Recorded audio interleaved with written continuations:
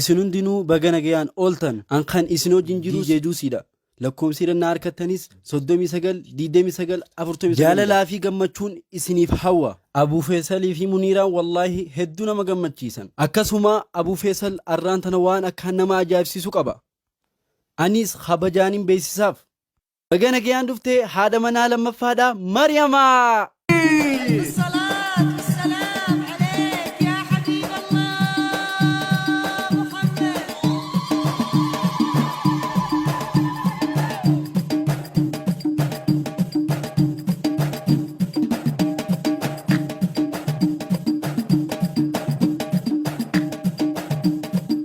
ammallee wanni isin ajaa'ibsiisu hedduutu hafe mee haasimannu haadha manaa sadaffaa Zaynabaa ألف الصلاة والسلام عليك يا حبيب الله محمد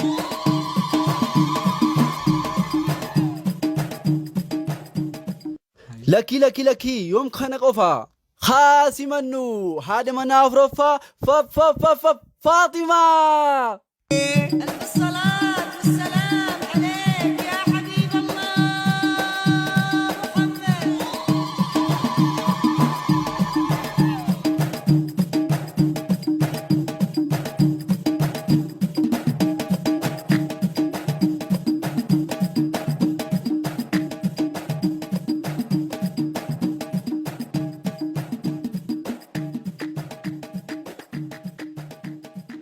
waan ajaa'ibaati miti namni anaan duratti galgal tokko keessatti jaartii afur fuudhee jiru ka jiru natti hin fakkaatu kanaaf riikardii addunyaa galmeessi jedheen abdadha inshaallah seenaa isaa jalqabarraa kaasee isiniif haa himu haati manaa koo kan jalqabaa Muniiraan waa'ee Maryamii hin beektu Maryamaan garuu waa'ee Muniiraa ni beekti garuu waa'ee Zaynabaa fi Faatimaa hin beektu warra tokkicha beeku seenaa guutuuf Faatimaa fi Dijeeduusi beeka akkam jirtu kan isin keessatti argamu DJ Duusiidha lakkoofsi itti harkattanis 39 dha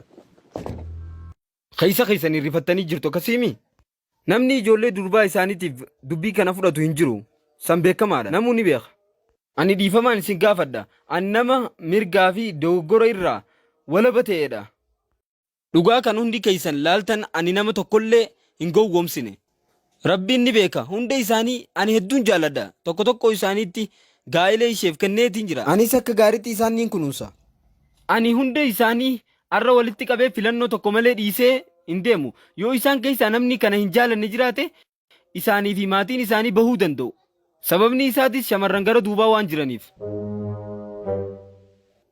ati Rabbi sodaattu amala badaa qabda ani dhugumatti Rabbii qoniin sodaadha garuu hundi keenya kana ni beekna jedhee yaada sadarkaan walii koo ol ka'ee jira sababni isaa maali DJ maaliif akka ta'e nutti himi akkam jirtu kan isin keessatti argamu DJ Duusiidha lakkoofsi isa itti harkattanis 39 dha namichi kun yeroo muraasa booda nu gowwoomsu jireechaa yaadaa jirtan yookiin hayyama jaartii duraa malee kan lammaffaa fuudhe jettanii yaadaa jirtan galatoomi DJ Duus ani nama hin gowwoomsineedha gowwoomsuu yookaan dhoksaan fuudhuu barbaadee odoo hin ta'in ani halaalii fi haraam ifa baasaadha. Muniira kana ni fudhattamoo fudhattu? Akkamittiin kana gochuu danda'a? Kana dhiisi. Hodho sooftii. Osoo meekaappii kee hin balleessine dafii goggoisi dafi ariifadhu. Fidi. Kana ni fudhattamoo fudhattu? Kana warra kiyyaa wajjin hin mareedha. Mirga keeti. yaada warra isii fudhachuun mirga dubartii hundaati fuulduratti deema kaakaa wajjin mari'adha daqiiqaa lama isiniif kennee jira suuta jedha of eeggadha haadhotii manaa koo jaallatamtu suuta jedha DJ muuziqaa of eeggachuu akkasuma muuziqaa aruusaatti hojii tiyyaami.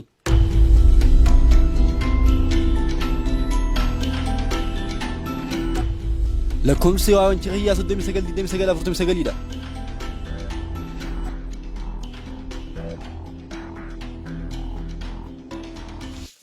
bakka yeroon dhumatee jira muniiraan kana ni fudhatamoo hin fudhattu Kana akkaan fudhadhu beekamaadha. Garuu akkamitti nu afran wal qixa na faquu dandeessa? gaafii gaariidha manneen kana daawwadha manni kun abbaa darbii afuriiti kun mana nuti keessa galluudha tokkoffaan kan muniiraati lammaffaan kan maryamiiti sadaffaan zeenaboodha afraffaan faaximaadha tokkoon isaanii intarneeta 5G ishee baataalkoo irraa ni argatti garuu nan kakadha tokkoon keessa warra kaan irratti rakkina kamiyyuu fiduuf yoo yaale isin afranuu bakka takkatti niika ani nama dhugaa fi dogoggora ifa baateen hojjetudha akkasuma shamarran duuka bu'an kunoo ni jiru socho'aa jiru rakkinni achirratti ni mudateettanii yoo yaaddan muniiraan tokkoffarra jirti rabbi sirraa haa dhowwu hojii manni nageenyaa kan armaan gadii ta'a jalqabe ati DJ Dus akkam jirtu kan isin keessatti argamu DJ Dus dha. Isa itti harkattanii 39 rabbi isinirraa qabu yoo rakkinni ibiddaa isinirratti mudate hojumaanni nageenyaa kana ta'a. Faaximaa gamoo tokkoffarraa hin fudhadha. Kana booda gamoo sadaffaa kan Zeenabootiin deema. Sana booda gamoo lammaffaarraa Mariyamiin fudhadha. Hundi keenya muniiraa baasuuf gamoo tokkoffaarraa isii baasna. Hundi keenya akkasin nagayaan baana. garuu wallah yoo wanni badaan tokko isin keessaa mudate wallahi isin afranuu bakka takkatti niika ani nama sirrii fi dogoggoraa fi akkasuma gaarii fi hamaa injifannoo akkasuma shamarran gara duubaa jiru achi maal godhaa jirta umaa miti miksara qofa isaanitti garsiisuu barbaade. kottaa bakka teessan deebi'a gaafii qabdu hayyee Biyyi nuti itti galloo eessaa fi eessa? Nu filachiistu? magaalota afur qabna paaris landan jiniivaa fi amsterdamiidha isin hunduu filannoo gaggeessitu faaximaa ati magaalaa kam filatta bareeda zeenaba Anis Paarisumaan barbaada. hayyee tole kana booda paaris hin barbaadu rakkoo tokkollee akka uumamu hin barbaadu bakka paaris maaldiivis faaximaa atoo magaalaa kami Amsterdam, zaynabaa Genève, maryamaa London, muniiraa Maldives. tole akkuma hundi keenya walii galle akkamitti akka muniiraa ta'uu haa ibsu ani gara maaldiivii balali'a sana booda muniiraan gara bahareen deebi'a maryamaa waliin wal argee buufata xiyyaaraa heetiroo keessatti landan waliin erga xumurree booda maryamaan balali'ee gara bahareen sana booda zeenaboon janabetti wal argu gaafa zeenabaa waliin xumurru isiinis balaliitee gara baareenitti deebite akkuma faaximaa amsterdamitti wal argu dhiifama faaximaan garuu kophaa kee akkasuma deebita sababni isaas DJ Dusii wal argu baangook torba lammaffaan nan tura akkuma hunda keessan dhukkubsadheen sana booda balali'ee gara bahareen deebi'a garuu DJ Dus baangook keessatti ni hafa lakkoomsi waamicha kiyyaa kan lammaffaadha duwwaa 930 takka duwwaa 20 takka 55 laakiin wallah tokkoon keessan gizaan an deemee deebiyoonii fi mana hin jiraanne wallahi bakka takkattiin isin afranuu hiika ani nama dogoggoraa fi gaarii fi injifannoo akkasumatti illee mo'atu akkasuma shamarran duuba jiru gaafii ni qabdanii hayyee dubbadhu Takka takka haadha manaa kee bira hangam takka bulta? torbaan tokko haadha manaa kootiif torbaan tokko kanna akkamitti torbaan tokko jetta ji'a tokkollee hin jettu jiini tokko baay'ee guddata ji'a tokko torbaan afur of keessaa qaba yoo ta'u isinii nama afuri isin hunda bira torbaan takka socho'a guyyaa torbee dhugaadha tokkoon keessa yoom akka ta'e ni gaafattu guyyaa koo DJ Dus isiniif hima akkam jirtan nagayaa lakkoomsa kiyya isiniif himuu hin barbaachisu duraanuu beeytanii akkuma beekamu torbaan tokko guyyaa torbeef keessaa waan qabu guyyaa aladaa muniiraa bira guyyaa isniinaa maryamaa bira guyyaa salaasaa zeenabaa bira guyyaa arbaa faaximaa bira guyyaa kamisaa hundi keenya walitti qabamna DJ Dusis nu waliin jira as dhiyaadhu DJ Dus guyyaa kanatti akka wal bartuu fi walitti dhiyaattuun barbaada waa'ee nyaata godhuu hin yaadda'inaa supparmaarkeeta irraa ajajama waan ta'eef An kaniin jedhu guyyaa jimmataaf sabti eessa bulta?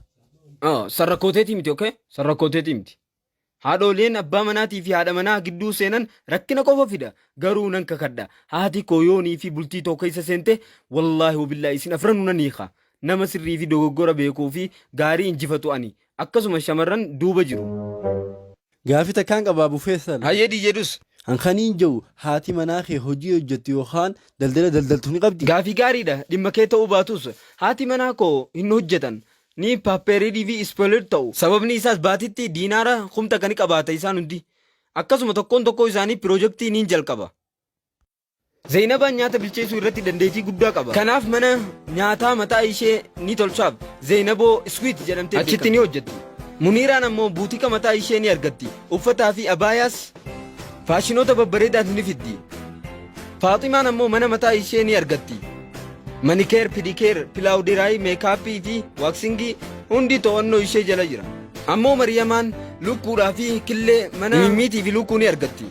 Gabaa meeshaalee itti fayyadaman keessatti. Galatoomii Abuu Feesal naaf ibsuu keetiif. Rakkan qabu DJ. Dabalataanis sooshaal miidiyaa irratti yoonii fi biizinasa hojjechuu barbaaddan ni hojjettu. Garuu nan kakadha. Tokkoon keessa yoo fuulaa fi rifeensa duwwaa achirratti of agarsiise wallahi billahi miidiyaa hawaasaa karaa dogoggoraati yoo hojjette yookaan faashinii ta'uu yoo barbaadde isin afranuu bakka takkatti isinii ni hiika. Ani nama sirrii fi dogoggoraa fi gaarii injifannoo fi hamaa addaan beekuudha. Gaafii qabda? Gaafii ni qabda? Gara dhumaa deemna. Yeroo baay'ee qisaasni jirra. DJ'n keenya muuziqaa gaarii nuuf qopheessee jira. Kanaaf shubbisuu fi bashannanuu itti fufna. Wanti dhumaa fedha akka beektuuf qofa waan hunda siif karoorfadheetiin jira. Yeroo dheeraa Abuu Feesal. Galatoomii DJ. Ani akkaawuntii koo keessaa gamoo 4 fi konkolaataa qananii 4 fi miliyoona 4 qaba. Tokkoo keessanii miliyoona tokko ni argatta. Akkaawuntii biraas taniin dagadhee jira. Walakkaa miliyoonaa keessa jira. 400 shamarran saniif akkasumas diinaarrii 100 akka jedhuusiif. Lakkoomsi waamicha kiyyaa 30 takka duwwaa 20 akka 55. Gaafii ni qabdu. Hundi keenya waliigallee jiran natti fakkaata. DJ Dus amma nuuf jalqabi. Haflaan keenya amma jammara. Muuziqaatti nu hubani.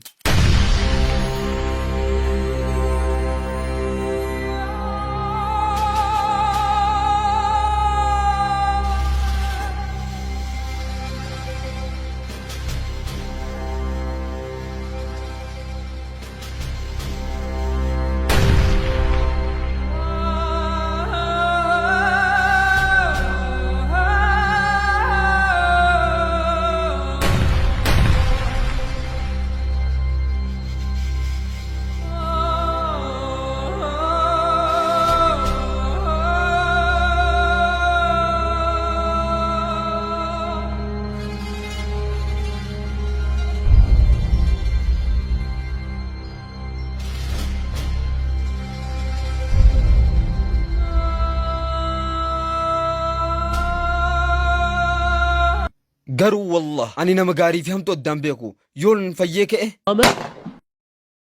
Si ga'a ture. Yeroo hunda akka harka siif ol qabnu nu goote akka waan siif hojjennutti. DJ Juus muuziqaa gammachuutti nu bani.